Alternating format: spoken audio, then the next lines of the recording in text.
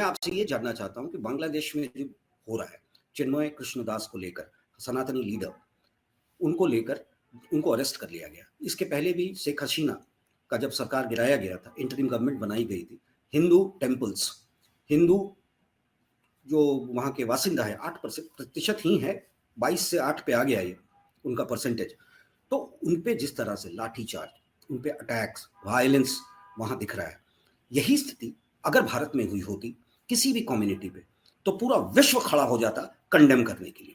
इस बांग्लादेश के मुद्दे पे जहाँ हिंदुओं पे जिस तरह की चीजें हो रही हैं, हमारी सरकार भी खुलकर MHA MEA कह रहा है कि आप रुक जाओ। इवन शेख हसीना ने कह दिया, शेख हसीना जो यहाँ असाइलम ली हुई हैं, उन्होंने कहा कि कृष्णदास पे जो हो रहा है वो बंद होना चाहिए, उनको इमीडिएटली रिलीज किया जाना चाहिए, हिंदुओं पे जो वायलेंस और अत्याचार हो रहा है उस पे इंटरिम गवर्नमेंट को रोक लगाना चाहिए। शेख हसीना ने कहा, शी इज अ बांग्लादेशी, तो हो सकता है कि मोबिलाइज करने के लिए एक सिंपैथेटिक इमोटिव लाइन पे उन्होंने कहा होगा, पर हमारे देश से जो चीजें होनी चाहिए, जिस तरीके का कंडेमनेशन होना चाहिए, जिस तरह से विश्व स्तर पे इसकी भर्त्सना होनी चाहिए, वो नहीं हो रही है। क्या कारण है इसका? क्यों चाइना, क्या अमेरिका चुप क्यों है?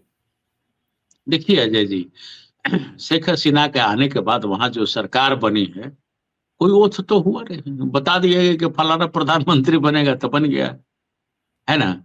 इस पर सख्ती बरतने की जरूरत है अपनी सरकार की तरफ से। बांग्लादेश का कोई कुवत नहीं है, अगर इधर से अच्छे ढंग से चढ़ाई हो जाए तो बांग्लादेश की कोई कुवत नहीं है, ये हम लोग भी पढ़े हैं और हम लोग भी जानते हैं। जब हम रसिया का झगड़ा सुलझाने के लिए बड़ी बड़ी बातें कर सकते हैं, तो अपना अपना झंडा संभाले ना भाई। विश्वगुरु हम बताते हैं कि हम मजबूत हुए हैं, तो वो तो दिखाने का जरूरत है ना। 56 इंच का सीना हम बोलते हैं, तो वो तो दिखाने का जरूरत है ना।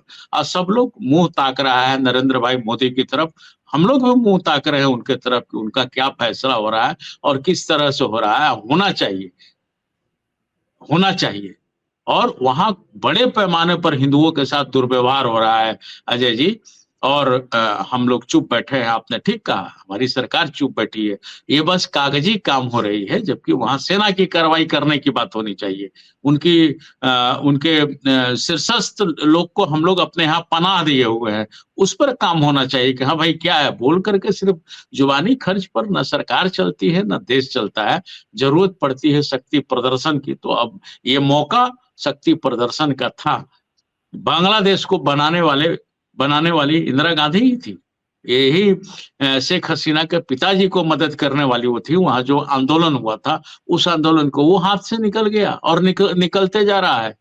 और विपक्ष जो कटाक्ष करता है कि मुंह से ही विश्वगुरु बनने का है, तो अब तो प्रमाणित करने का है कि नहीं, हम मुंह से नहीं, हम सच के। तो ये चीजें हैं वहां।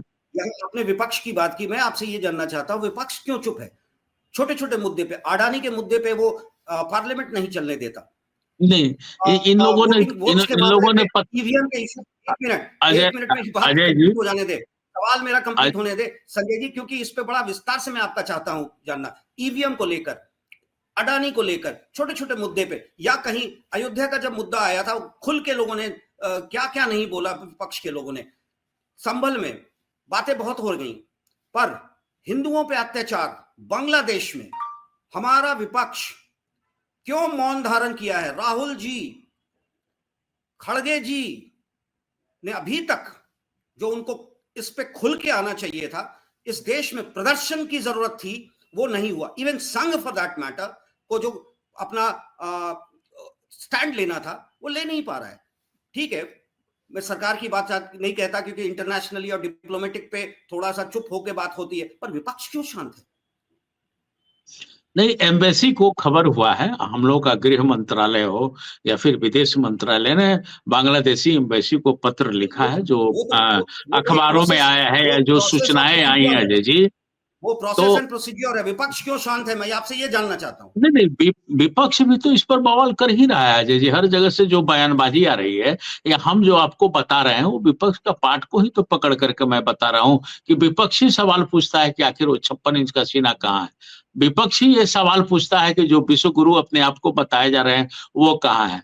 विपक्ष ही ये सवाल पूछ रहा है कि रसिया, अमेरिका, चाइना, इन सब का झगड़ा को तालमेल कर करके ठंडा करने का दम भरने वाले लोग जब अपने पर पड़ा तो वो कहाँ है। ये सारे सवाल विपक्ष कर रहे हैं, तब मैं बोल रहा हूँ अजय जी, हम लोग तो जो ये लोग बोलता है उसी को हम लोग दोहराते हैं, अपना विचार तो हम लोग रखते नहीं है। तो ये सारे सवाल विपक्ष के द्वारा ही किए जा रहे हैं अजय जी, और विपक्ष इस काम को कर रहा है। लेकिन अभी जो बांग्लादेश में हो रहा है उसमें सत्ता पक्ष और विपक्ष दोनों को मिल करके फाइट देने का जरूरत है अजय जी, क्योंकि जो भी वहां दुर्व्यवहार हो रहा है, दुराचार हो रहा है, वो सब इंडियन नागरिक से ही हो रहा है। जैसे वहां के बांग्लादेशियों के साथ यहाँ किसी प्रकार का दुर्व्यवहार होता है तो वहां की सरकार पत्र लिखती है।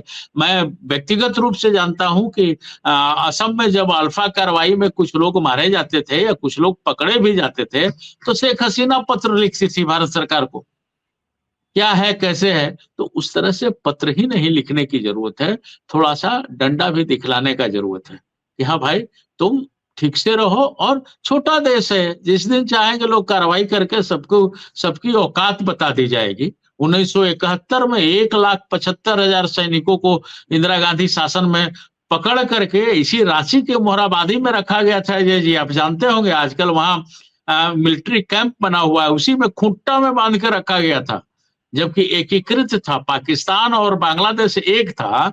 तब 1971 में यह हाल हो गया, तो उससे तो ज्यादा मजबूत स्थिति में आज भारत हो गया है। और नन्हा बांग्लादेश है, बहुत ज्यादा न तो हमारा आर्मी में वो मजबूत है, ना हमारे वायु सैनिकों से मजबूत है, ना हमारा जल सैनिकों से मजबूत है, कहीं से मजबूत नहीं। हमारा बीएसएफ के जवान अकेले काफी हैं बांग्लादेश के लिए अजय जी। तो उनको थोड़ा छूट देने की जरूरत है और ये बताने का जरूरत है कि हाँ भाई भारत अब वो नहीं रहा। 1971 में जिस तरह से इंदिरा गांधी लड़ करके और अलग बांग्लादेश कर दिया था और बता दिया था पूरे विश्व को कि अब भारत किसी का गुलाम नहीं रहा, उस तरह से इनको दिखाने का जरूरत है, इस सरकार को करने का जरूरत है। ये चीज है और सत्ता पक्ष विपक्ष दोनों को मिल करके इसका घोर भर्त्सना करना चाहिए। और हम आपके न्यूज नशा की ओर से जो वहां कार्रवाई हो रही है उसकी मैं भर्त्सना करता हूं कि हिंदुओं पर इस तरह का काम नहीं होना चाहिए, इस तरह की कार्रवाई नहीं होनी चाहिए। कहीं भी लोग अमन चैन की जीवन जीना चाहता है, उस अमन चैन को बहाल रखना चाहिए अजय जी। तो विपक्ष और सत्ता पक्ष को मिल के काम करने का है जी। मिल के काम जब तक नहीं होगा इस देश में, सत्ता और विपक्ष हम मान के चलते हैं कि एक दूसरे के खिलाफ हैं, पर जिस दिन दोनों किसी कॉमन मुद्दे पे जो कि देश हित में हो, जो देश के विकास के लिए हो, उन मुद्दों पे अगर ये दोनों मिल जाएं तो शायद रिजल्ट 100% बेटर होगा। आज इस टॉपिक पे आपका जो सोच है वो काबिले तारीफ है संजय जी, और हम इसी के साथ इस डिबेट को अभी विराम देते हैं डिबेट पे, और फिर कल मिलेंगे कुछ नए मुद्दों के साथ। उम्मीद करता हूं कि कल तक महाराष्ट्र के मुख्यमंत्री का नाम सामने आ जाएगा और पार्लियामेंट भी चलने दिया जाएगा। जी नमस्कार। और आप हमसे जुड़े रहने के लिए सब्सक्राइब करें YouTube पर, फॉलो करें Twitter पर और लाइक करें Facebook पर। और ज्यादा जानकारी के लिए आपको टाइप करना होगा सिर्फ न्यूज नशा।